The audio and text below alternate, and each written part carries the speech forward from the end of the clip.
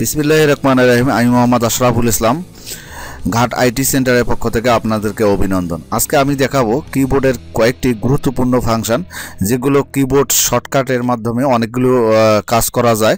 তো আমি 10টি টিপস আপনাদেরকে দেখাবো। যারা ইতিপূর্বে এগুলো দেখেছেন তাদের জন্য এই ভিডিওটি না, সবেমাত্র শিখতেছে তাদের জন্য। তো প্রথমটি হচ্ছে শিফট অল্টার 46 হাই কন্টেস্ট যে মুড যে অ্যানাবেল এবং ডিজেবল করতে পারবেন। রাইট অ্যারো এবং আপ অ্যারোর মাধ্যমে আপনারা স্ক্রিনের যে স্ক্রিনটি যে চেঞ্জ হয়ে যায়, স্ক্রিনটি যে উপরে নিচে চলে যায় এবং বাটনগুলো উপরে নিচে চলে যায়, এটিকে অ্যানাবেল ডিজেবল করার জন্য তো alt plus control plus arrow, left arrow বা ডান অ্যারো যদি আমরা চাপ দিই, সেটি সঠিকভাবে আমাদের নিয়ে আসা যায়। অল্টার ট্যাব এর মাধ্যমে আমরা দ্রুত গতিতে যে কোনো অ্যাপ্লিকেশনকে, আমরা যে অ্যাপ্লিকেশনগুলো ওপেন করে থাকি সেগুলো খুব সহজে আমরা ওপেন করতে পারি দ্রুত গতিতে কাজের জন্য।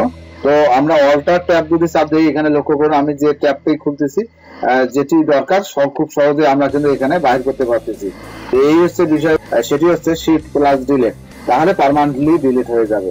5 নম্বর point plus start plus D চাপ দিই, তাহলে আমাদের ডেস্কটপ শো হবে। শিখবো 6 নম্বর পয়েন্ট স্টার্ট এল, এটি যদি আমি দিই কম্পিউটারটি লক হয়ে যাবে এবং H U I R S এগুলো ব্যবহার করে অন্যান্য কাজগুলো করতে পারি।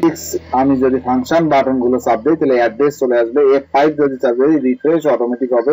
নিচের দিকে দেখবেন আপনি কিবোর্ডের নিচে দুটি বাটন থাকে, এই বাটন দুটি ব্যবহার করে আমরা কিবোর্ডকে হাইড করতে পারি এবং সঠিকভাবে বসাতে পারি।